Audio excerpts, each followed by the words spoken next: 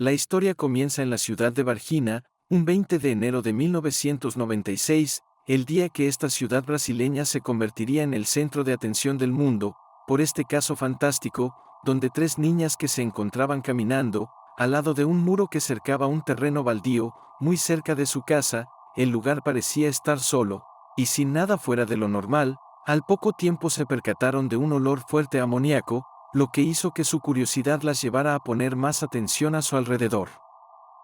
De repente se toparon con una figura, que al principio pensaron que era una estatua abandonada, por su extraña apariencia. Midiendo de 1,60 de altura, piel marrón, con muchas venas rojas y marcadas, con ojos saltones parecidos a los de un sapo, y tres protuberancias sobre la cabeza, el ser extraño comenzó a hacer movimientos que provocaron el terror en las tres jóvenes que salieron corriendo hacia casa.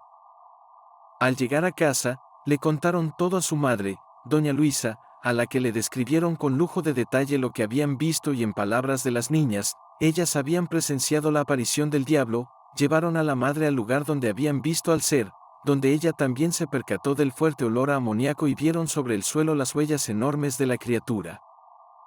Las mujeres relacionaron a la criatura, hasta el día de hoy, a un ser venido del mundo demoníaco.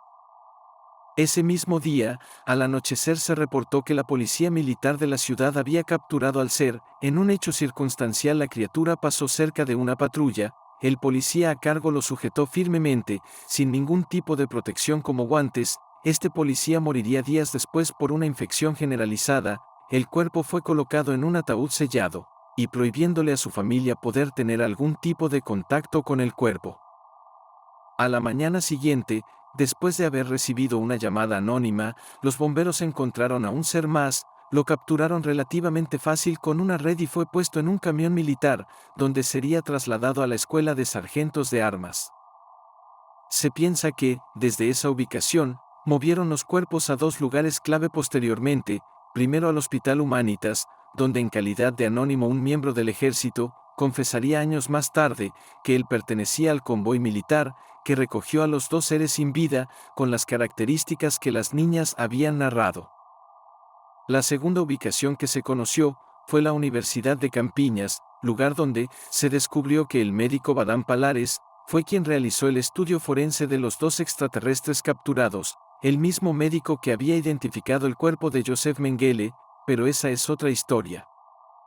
El último avistamiento de otra criatura similar fue días posteriores en un zoológico, donde también se reportó la muerte misteriosa de 5 animales. De este tercer ser no se tuvo conocimiento si fue atrapado o no.